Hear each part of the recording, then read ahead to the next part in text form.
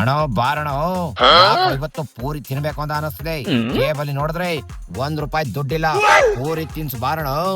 ಲೇ ಬೇಕು ಪನ್ನು ತಗೊಂಬಂದು ಒಂದು ತೆಗೆದು ಬಿಟ್ಟ ಅಂದ್ರೆ ಮುಖ ಹೋಗಿ ಕೆಂಪ್ಗಿರೋ ಬ್ಯಾಡ್ಗಿ ಮೆಣಸಿನ್ಕಾಯಿ ಆಗ್ಬೇಕಲ್ಲ.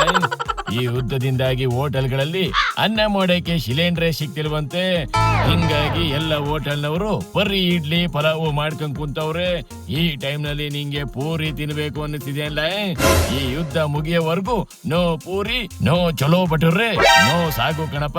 ಹೆಪ್ಪಿಗೆ ಬಿಸಿನೀರ್ನಲ್ಲಿ ಬೆಂದಿರೋ ಇಡ್ಲಿ ತಿನ್ಬೇಕು ಕಣ್ಣ. ಓಹೋ, ಇದು ಅಣ್ಣ ಸಮಾಚಾರ. ಅದಕ್ಕೆನ ಈ ಕಾಂಗ್ರೆಸ್ನವರು ಬೀದಿಯಲ್ಲಿ ಒಲೆ ಇಟ್ಟು ಅಡಿಗೆ ಮಾಡಿ ಪ್ರತಿಭಟನೆ ಮಾಡ್ತಿರೋದು. ಮೊನ್ನೆಯಿಂದ ರಾಜ್ಯದ ತುಂಬಾ ಈ ಪ್ರತಿಭಟನೆ ತುಂಬಾನೇ ಜೋರಾಗಿದೆ ಅಣ್ಣ. ಹೌದು ಕಳ್ಳ, ಈ ಯುದ್ಧದಿಂದಾಗಿ ಸಿಲಿಂಡರ್ಗಳೇ ಸಿಗ್ತಾ ಇಲ್ವಂತೆ. ಸಿಗ್ತಾ ಇಲ್ವೋ ಅಥವಾ ಸಿಗದೆ ಇರೋಂಗೆ ಮಾಡಿದಾರೋ ಗೊತ್ತಿಲ್ಲ ಕಳ್ಳ. ಒಟ್ಟಲ್ಲಿ ಸಿಲಿಂಡರ್ ಪ್ರಾಬ್ಲಮ್ ಆಗಿದೆ. ಹಿಂಗಾಗಿ ಕೇಂದ್ರ ಸರ್ಕಾರದ ವಿರುದ್ಧ ಕಾಂಗ್ರೆಸ್ನವರು ಪ್ರತಿಭಟನೆ ಮಾಡ್ತಾ ಇದ್ದಾರೆ. ಹಂಗಿದ್ರೆ ಈ ಪ್ರತಿಭಟನೆಗೆ ಬಿಜೆಪಿಯವರು ಏನ್ ಹೇಳ್ತಿದಾರಣ?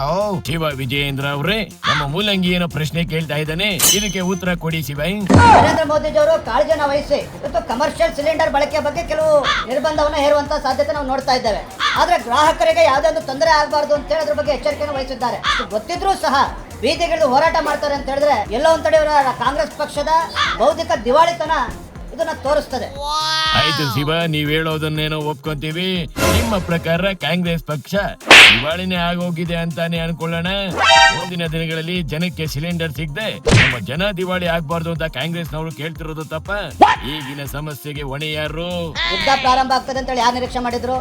ಅಥವಾ ಯುದ್ಧ ಆಗಬಹುದು ಅನ್ನುವ ಚರ್ಚೆ ಕಳೆದ ತಿಂಗಳಿಂದ ನಡೀತಾ ಇದ್ರು ಸಹ ಅದಕ್ಕೇನು ಪೂರ್ವಕ ತಯಾರಿಯನ್ನು ಮಾಡ್ಬೇಕು ಅದು ಮಾಡ್ಕೊಂಡೇ ಬಂದಿದ್ದಾರೆ. ಇಲ್ದಿದ್ರೆ ಬೇರೆ ಬೇರೆ ದೇಶದಲ್ಲಿ ಪರಿಸ್ಥಿತಿ ಏನಾಗಿದೆ ಒಂದ್ಸಲ ಅವಲೋಕನ ಮಾಡಿದ್ರೆ ಗೊತ್ತಾಗ್ತದೆ.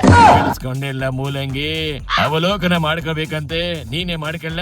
ನಂಗೀಗ ಮಾಡೋಕೆ ತುಂಬಾ ಕೆಲ್ಸ ಐತೆ, ಹಿಂಗಾಗಿ ಅವಲೋಕನ ಮಾಡಕ್ಕೆ ನಂಗೆ ಟೈಮ್ ಇಲ್ಲ. ನಾನು ಬರ್ತೀನಿ ಶಿವನೇ ಶಂಭುಲಿಂಗ.